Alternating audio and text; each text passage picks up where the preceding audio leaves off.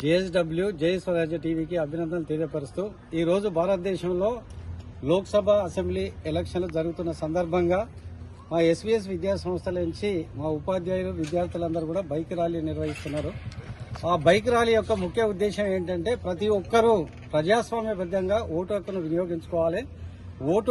ఓటును నోటుకు బలి కాకుండా చూసుకొని ప్రతి వాళ్ళు ఎక్కడెక్కడ దూర ప్రాంతాలలో ఉన్నా కానీ ప్రతి వాళ్ళు కూడా వచ్చి ఓటును సద్వినియోగం చేసుకుని ఒక విద్యావంతుడైనటువంటి వ్యక్తిని పోటీలో నిలబడేటువంటి వ్యక్తులలో మనకు రక్షణగా ఉండి దేశానికి రక్షణగా ఉండి ప్రజాసేవ చేయాలనుకునేటువంటి విద్యా అర్హతలు అన్ని ఉన్నటువంటి వ్యక్తిని ఎంచుకొని మీ ఓటును సద్వినియోగపరచుకోవాలని తెలియపరుస్తూ మరి ఓటు విలువ ఎంతో విలువైనది. 1965లో 2 ఎంపీలు కేవలం 9 ఓట్లతోటి మాత్రమే గెలుపొందడం జరిగింది.